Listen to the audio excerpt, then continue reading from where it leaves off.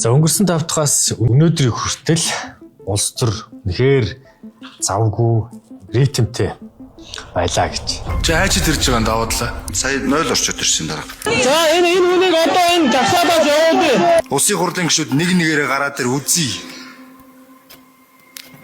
Нүдэн дээр наад хүн чинь хэвийн болч биш болсон байна. За ингээд энэ хооронд бид улсын хурлын даргаа чөлөөллөө. Ерөнхий сайдаа чөлөөллөө. Эргээд шинэ ерөнхий сайдтай боллоо гэж. За шинэ ерөнхий сайдаар мэдээж та бүхэн бүгд мэдж байгаа. Монгол Ардын намын дарга учрал 39 настайдаа Монгол улсын 35 дахь ерөнхий сайд боллоо. Тэгээ баг хурал дээрэж тэр өрсөлдөгчхүү Монгол Ардын намын даргаар сонгогч ирсэн. За өнөөдөр 2 хоногийн өмнө мөн баг хурал дээр өрсөлдөгчхүүр ерөнхий сайд эднэр дэвшээд өчигдөр орой түүнийг батламжилсан улсын хурлаар. За ингээд учралд одоо нэг ажил байгаа нь засгийн газраа бүрдүүлэх нэг ажил байгаа. Тэгээд энэ засгийн газрыг бүрдүүлэх ажил нь нэлээд ийм яриатай болж байгаа шүү. Өчигдөр уг нь тэр чигтээ дайраад батлуулаад ороод ирэх болов гэж бодсон чинь хагас сайн бүтэн санд Монгол Ардын намынхан дотроо хуралдаад шийдэж чадаагүй юм шиг байна. За тэгээ өчигдөр ямар тач өдөржингөө чуулган хуралдаж учралд хүмүүс үг хэлж асуулсаар аваад орой болсон. Тэгээ өнөөдөр ингээд өглөө хүлээлттэй байсан нь засгийн газрын бүрэлдэхүүнийхээ нэрсийг авч орж ирээд өнөөдөр эрхлэгчтэй хамт зөвшөлдсөд улсын хурл танилцуулах юм болов уу, улсын хурлаар батлуулах юм болов уу гэж бодсон боловч мөн л өдөржингөө ингээд чуулган зарим нэг асуудлуудаа хэлэлцсээр өнгөрч байна. Тэгээ ерөнхийдөө одоо нэг юм таамагуд гарч ийн л да. Дараагийн засгийн газарт хин байх вэ, хин сайд болох вэ гэдэл одоо хэвлэл мэдээллийн байгууллагууд янз янзын таамаг гаргаж байна. Өөр өөрсдийнхөө сонссон их сурвалжаас. За тэгээд ер нь хуучин сайдууд дийлэнх нь байхаар ингээд харагдсан. Өчтөр учрал ерөнхий сайд өөрөө ярихдаа ч гэсэн тэгж ярьсан. Миний хурдыг үүсгэх чадaltaй. Тэгээд ингээд хуучин сайдуудаа ер нь танхимдаа багтаана гэсэн зүйлийг ярьсан. Тэгээ энэ дээр нь ч гэсэн хуучин одоо байгаа сайдууд нэх горилготой байгаа юм шиг нэр нь үлдчих юм байна та гэсэн бодолтой. Тэгээд нэлээд хэдэн хуучин сайдууд нь үлдэхээр харагдаж байна. За тэгээ зарим нэг яамд одоо жишээлбэл сангийн яам, эрчим хүчний яам, батлан хамгаалах, за тэгээ эдийн засгийн хөгжлийн яам гэх мэтчлэн яамдуудын сайдууд өөр хувилбаруудаар яригдаж байна. За учрал ардчилсан намтаа мэдээж хамтрий гэсэн юм яриа явагдсан гэж ярьж байна. Гэтэ энэ яг баталгаатай биш юу ярианы төвшөнд. Гэхдээ ардчилсан нам хамтрахгүй гэсэн байр суурьтай байгаад байгаа. Тэгээ одоогийн ингээд нэг юм засгийн газрын прогнозыг ингээд харж яхад хүн нам, иргэний зориг ногоо нам тэгээд ийм хоёр намыг нэгтгээд араас нь үндэсний эвсэл орж ирэх юм прогноз харагдаад байна. Номтой хоёр тэргүүн шадар сайд эдийн засгийн хөгжлийн сайд дээр ингээд бичигдэж байгаа харагдаж байна. Нэг 10 прогноз гаргасан байлаа гэхэд түүний 7 тэр яам дээр номтой хоёрыг бичдэг ч юм уу те нэг иймэрхүү хамтаа харагдаж байгаа. Тэгээ өмнө нөгөө нэг бүр оюун эрдний засгийн газар чөлөө байгуулагдаж яхад л яригдчихсэн. Тэгээ номтой хоёр болоогоо. Тэгээ араас нь мөн зандан шитрийн засгийн газар байгуулагдаж яхад номтой хоёр эдийн засгийн хөгжлийн сайд тэргүүн шадар сайд дээр яригдчихсэн. Тэгээ өөр сайдын шадар сайдын албан тушаал санал болгосож голоод хийгээгүй гэж ярьдаг. Улс төр өрнөх энэ бол зүгээр яриа. Тэгээ ингээд ямар ч гэсэн хэрвээ яг энэ прогнозоор дийлэнх нь болох юм бол 3 нам тэгээд нэг эвсэл хамтарсан юм засгийн газар байгуулагдах. Энэ юу илэрхийлж байна вэ гэхээр учрал засгийн газрыг үлдсэн 2 жилийн хугацаанд доктортой ажиллуулах ийм бодлого баримталж магадгүй гэж бодож байна. Ингээд нийтдээ энэ засгийн газарт багтаж байгаа хэрвээ яг энэ прогнозоор багтах юм бол за хүн намын 8, иргэний зоригийн 4, үндэсний эвслийн 4 гэдэг чинь ингээд 16 кноп ороод ирнэ. Тэгээд өөрсдийнхөө дийлэнх болгохыг бодоод гараад ирэх юм бол ямар ч үед эрцээ бүрдүүлээд ямар ч асуудлыг шийдээд цаашаа явахаар ийм боломжтой харагдаж байна. Ингээд нэг засгийн газрын бодлогыг засгийн газар цааш нь доктортой байлгах ийм бодлого руу чиглэж байгаа болов уу гэж энэ прогнозыг харахад тэгж дүгнэхээр байна. За гэхдээ мэдгүй юм яаж өөрчлөгдөх вэ? Маргааш ямар тач дахиад засгийн газрын бүрэлдэхүүн тодорхой болох нь үгүй юу гэдэг хүлээлт үүснэ гэж. Тэгээд яамдын тоог ер нь цөөлөхгүй юм шиг байна.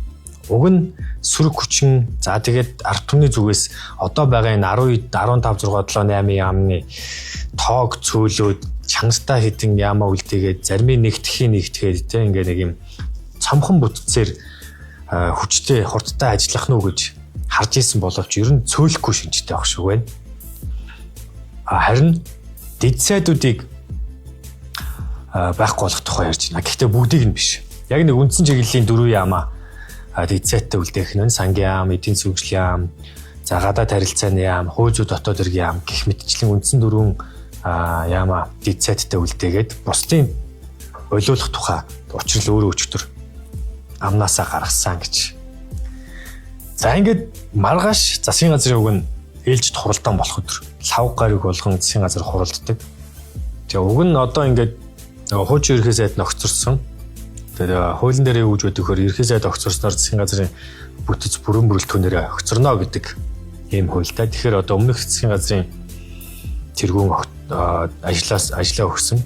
Тэр бүгд ингээ хамт ажиллаа өгч байгаа. Маргааш одоо засгийн газрын хурал болох уугүй юу те.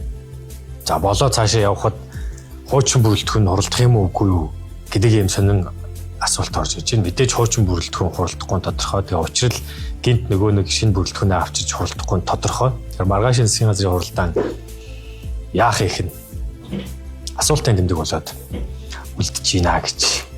Тэгээ өнөөдөр чуулган дээр нэг сонин дүр зураг харагдлаа. Ингээд сайд нарын засгийн газрын бүтэц бүрэлдэхүүн яригдж байгаа яг одоогор. Арчилсан нам өчигдөр нэг өдрийн завсарлагаан авъя гэсэн. Гэхдээ нэг өдрийн завсарлага өгөөгүй, нэг цагийн завсарлага өгөөд нэг цагийн завсарлагаан дээр юу ч шийдэж чадаагүй орж ирсэн. Өнөөдөр мөн шийдэж чадахгүй бол энэ бүтэц бүрэлдэхүүн ингээд нэг юм бүрдүүлэхэд хоорондоо ингээд яриагаа тохирч чадахгүй байгаа бол та өнөөдөр мөн бүрдүүлсэнгүй. Тэгээ ингээд чуулган хуралдаж байгаа. Засгийн газрын өмнөх засгийн газрын тайланг хэлэлцэж байгаа. Тэгсэн чинь заалан дээрөөсөө гişүүд байдгүй. Тэгээ нөгөө сайд нар нь бүрч байдаг. Яага байхгүй байгаа нь тодорхой. Дараагийн засгийн газарт орох гэж байна. Орё гэж ярьж байна. Хүн амтны үүд сахиж байна. Хажуугаараа хэвтэйгээр мөлхөөрөө хин нэгний үүдэнд одоо 60 үлт хийж ийн гэдэг ч юм уу те. Иймэрхүү зүйлүүд ордонд өрнөж гинэ гэж чуулгандаас уухгүй байна гэж. За ингээ ярих юм их байгаа учраас энэ асуудал ингээд дуусгая. Бүгд одоо олон нүдэн дээр байгаа. Ямар таач засгийн газар 3 нам нэг эвсэл бүрдсэн засгийн газар бүрдэх хэд тонг ойрхон байна гэж. Тэгээ одоо учрал ерхий сайд болохоор учрлын хуучин албан тушаал онгорхой үлдэж байгаа. Энэ мэдээж улсын хурлын дарга. Тэгээ улсын хурлын дарга онгоосон байгаа энэ үед нэлээд хэдэн хүмүүсийн нэр яригдэж байна. Одоогийн улсын хурлын дэд дарга Ж Бат Эрдэнэ. За тэгээд өмнөх засгийн газар тэргүүн шадар сайд хийжсэн Ж Инх Баяр. За мөн шадар сайд хийж байгаа өөрөө ажиллаа өгсөн Амар сайхан. Засгийн газар хэрэглэх газрын дарга байсан Бэмб цогт нарын нэр яригдэж байна. Дээрээс нь сангийн амны сайд байсан Жавхлан гэдэг. Тэгээ энэ хүмүүсийн нэр яригдэж байна. Тэгээ хин болох вэ гэдэг ингээд нэг юм бас дотроо ярилцаад нэг юм учраа олохгүй л байгаа бололтой ах шүү. Амар сайхан дээр намын дэмжлэг жоохон тааруу байна гэж юм. Бэмб цогт болохоор би болоогүй гэсэн л гэхийн тэгээ мэдхгүй тэгээ одоо Жавхлан болох гэхээр арай жоохон одоо жуултах гээд байгаа мó гэж хараад ах шиг тий. Тэгээ Бат Эрдэнэ дээр их нюанс өгөөд байна. Тэгээ Ж Инх Баяр дээр их нюанс өгч чинь Ж Инх Баяр мэдээж одоо ялсан талын хүн. Бат Эрдэнэ дундыг баримтлаад ингээд айлалталт нь ингээд явж идэг хүн. Тэгээ ер нь бусд нэг тиймэрхүү. Тэгээ Бат Эрдэнэ дээр хамгаалалт гарсан. Төрийн 3 дугаар зэрэглэлийн хамгаалалт гарсан. Тэгээ энийг сэтгүүлч тардаад та ингээ хамгаалалт тань дээр гарчлаа. Та ер нь дараачийн их хурлын дарга юм биш үү гэдгсэн чинь одоо их хурлын дарга байхгүй. Орыг нь би гүйцэтгэж байгаа учраас ингээ хамгаалалт гарсан гэдэг зүйл ярьсан. Тэгээ их хурлын дарга шийдэж чадаагүй байна. Засгийн газрын бүтэц бүрэлдэхүүнээ одоо зурж чадаагүй байна. Төрийн ажил яг ингээд гүйцэтгэх ажил нь гацсан яваарэ. За чуулган мэдээж дэд даргатайгаа хуралдсан хэвээрээ байгаа. Тэгээ ойрын өнөө маргааштай мэдээж их хурлын дарга эхлээд бүтэц бүрэлдэхүүнээр орж ирээ, дараас нь их хурлын дарга оруулж ирэх байхаа гэж. За тэгээ яг өчигдөр ерхий сайдыг чуулган дээр батламжилж явах үед ардчилсан намын бүлэг туулын хурдны замтай холбоотой хилцүүлэг хийсэн. Арч намын бүлэг тэгээд тодорхой зарим нэг одоо гишүүдийг үрээд, сайдуудыг үрээд, нийслэлийн засаг дарга орлогчтой нь үрээд тэгээд нөгөө нэг туулгалаа хамгаалын хөдөлгөөний одоо хүмүүсийг үрээд ингээд хилцүүлэг хийсэн. Тэгээд энэ хилцүүлэг дээр би өөрөө бүтэн суусан. Тэгээд нийслэлийн засаг дарга ирээгүй.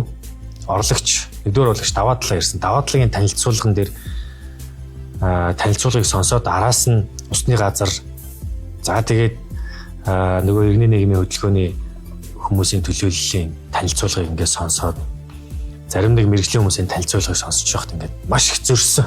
Тоонууд нь маш их зөрсөн. Танилцуулж байгаа тоонууд нь зөрж байна. Тэгээ ингээд ярьсан зүйлүүд нь зарим нь худлаа болж ирж байна те. Даваа талаа танилцуулга дээрээ усны газрын дүгнэлт гарцсан.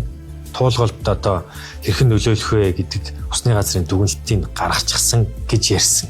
Тэгсэн чинь яг нэг хурал дээр сууж байгаа усны газрын дарга Батбаяр гарч ирээд сэтгүүлчд ярьсан хөхтөө энэ нийслэлийн ажлын хэсгээс ямар ч одоо тийм зураг төсөл ирээгүй биднэрт. Тэгээд зураг төсөл байхгүй юм чинь бид нар туулгалд ямар нэгэн байдлаар нөлөөлөх үгүй юу гэдгийг одоо дүгнэлт гаргаж чадахгүй. Тийм учраас тийм дүгнэлт гараагүй гэдгийг хэлсэн. Тэгээд нэг танхим сууж байгаад ингээд хутлаа яриад байсан. Тэгээ араас нь тэнд 7 баг 5 баг нь байна гэж тэгсэн чинь 7 баг нь болоод тэгээ туулгал руу яг орж ирж байгаа нөгөө нэг баг нь 1 м 30-аас 1 м 80 өргөнтөө диаметртэй юм баг нь 5 орж ирнэ гэсэн чинь 7 болоод сүүлдээ ингээд тоон нэмэгдээ ч юм ингээд тоонууд нь зөрөөд тэгээ хуучин нөгөө нэг 2013 оны туулын урдны замтай ижилхэн яг маршрутаар ингээд баригдаж байгаа одоогийн туулын урдны зам гэсэн чинь хуучин нөгөө нэг туулын урдны замын дээр ажиллаж исэн архитектур гарч ирсэн ээ. Энэ одоогийн хурдны зам чинь бидний тухайн үед ярьж исэн хурдны замаас шал ондоо байршилт байгаа. Бид нар бол 70 дагуулж барих байсан. Та нар яг гол руу оруулж барьж гинэ гэх мэтчлэн ингээд мэдээллүүд амар их зөрсөн. Тэгээд тэнд асуулт асууж байгаа гишүүд тэгээд иргэний нийгмийн хөдөлгөөн мэрэгжлийн хүмүүсийн өөдөөс одоо даапалсан юм уу мэдгүй эсвэл инээд нүрээд инээс юм уу ингээд инээс юм ингээд асуунгууд өөдөөс нь даапалж инээгээ тэг ингээд амар хүмүүсийн дургуг хүргэсэн. За тэгсэн чи яасан гэж яг энэ үеэр нь нийслэлийн засаг дарга маршалын үрэн дээр хүмүүс цуглуулж жагсаал хийсэн. Одоо яг энэ та бүхэн хараагүй яг одоо энэ дэлгэцнээр гарч байгаа энэ нөгөө нэг Viber чат байгаа шүү дээ мессеж. Тэгээ энийг арайч худлаа юм болов уу гэж бодож исэн чинь үнэн болох нь маргааш нарагдсан.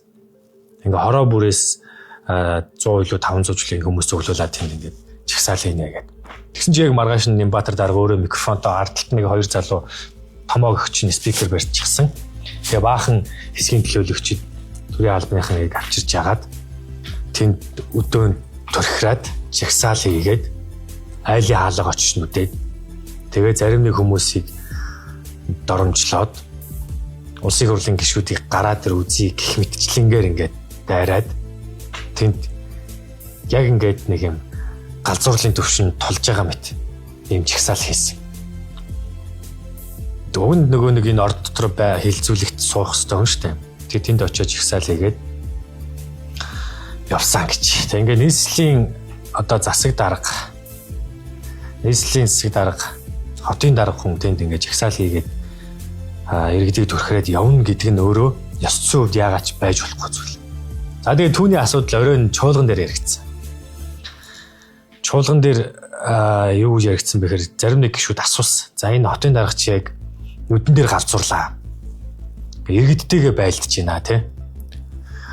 Эсэргүүцэж байгаа иргэдээ барьж аваад хөөж ийн хүмүүстэй нийлж дээрлэх чинь зарим нэг сайтуудыг хаа гэж уриалж ийн. Тэгээ бүр яг ингэ нэг юм коммунист байдал руу шилжиж байна гэд. Тэгсэн учрал ерөнхий сайд би арт түмнийга тал зогсно гэж ярьсан. Тэгээ энэ бол ёс зүйн хувьд байж босшгүй зүйл гэдэг зүйлийг ярьсан байна гэж. Тэгсэн чинь энэ хилцүүлэгтэр одоо жаргалын зингүүн гээд арчс намын эмэгтэй гишүүд суусан. Тэгээ яг энэ хилцүүлгийн араас нөгөө технологи орж ирсэн. Энэ эмэгтэй гишүүдийг харлуулж эхэлсэн. Одоо жаргалан гэдэг их эмэгтэй рүү эмэгтэй улсын хурлын гишүүнөө янз янзын байдлаар дайрч эхэллээ. Цэнгүүн гишүүн рүү, цэнгүүний аавных нь барилга нь туулгал руу бохироо зутгадаг гэдэл энд тентхийн сайтуудаар гарч эхэллээ. Ингээ нөгөө нэг эргүүлээд моших юм технологи хийж эхэлсэн. Тэгээ биднэрт одоо нэг бодох зүйл байна. Юу вэ гэхээр би Нямбатар дарагт одоо өмнө нь би нийтлүүдээр биччихсэн. Хаана тэгээд Нямбатар хүйсэх хоёрыг нь хоёр төгс нь харуулж байгаа нийтлэлтэй биччихсэн. Диктатор гэдэг Нямбатарын талаар биччихсэн. Энэ хүн яг бидний нүдэн дээр One Tools байгуулад тэгэхэд бүр хаан боллоо. Хаан болохдоо бүр коммунист хаан боллоо гэж биччихсэн. Тэгээ яг тэр өнөөдөр ингээ би илээ болж байна. Тэр бид нэр ингээ бодох хэвээр хэнийг явуулаад хэнийг ирүүлэх үү гэдгээ маш сайн бодох хэвээр гэж. За тэгээд өчигдөр Нямбатрын асуудал ингээ чуулган дээр яригдсан чинь өнөөдөр даваа талаа ордонд чуулган дээр ерөнхий сайд учралт загнууллаа. Гишүүд ингээд нийслэлтэй холбоотой асуулт асууад хаад орлогч нь хаяад гарлаа. Тэгээ ингээд даваа талаа өнөөдөр чуулган дээр загнууллаа. Тэгсэн чинь нэг ийм шуум байна. Нямбатрыг ер нь огцруулах тийшээ хандсан гэж. Тэгээ араас нь болоогүй нөгөө нийслэлийн эрдэнэ төлөвчдийн урлын дарга баяртай хамт ингээд огцруулна гэж. Ер нь ийм багаар нь л огцруулах ийм зүйл яваад эхэлсэн юм байна. Тэгээд артам эсэргүүцэж чинь 10 хүн байлаа гэхэд 8 эсэргүүцэж чинь. За тэгээ 2 нь мэдхгүй төрийн албаны хэсгийн төлөөлөгчд байгаа юм байна тийм ээ. Тэгээ нэг иймэрхүү зүйл боллоо гэж. За тэгээ өнөөдөр чуулган хилцэх асуудлаа хилцээ дуслаа. Чуулганы бүтэц засгийн газрын бүтэц ярьсангүй. Улсын хурлын дарга ярьсангүй. Тэгээ ойрын өдрүүдэд нэг иймэрхүү улс төр боллоо. Маргааш нөгөөдөр дахиад улс төрийн үйл явдал их ширүүн өрнөх болно. Сайдуудын асуудал яригдана. Ямар засгийн газар яаж одоо шинэ ерөнхий сайд учрал яаж ямар бүтэц бүрэлдэхүүн оруулж ирэх вэ гэдгийг хамт харцгаая.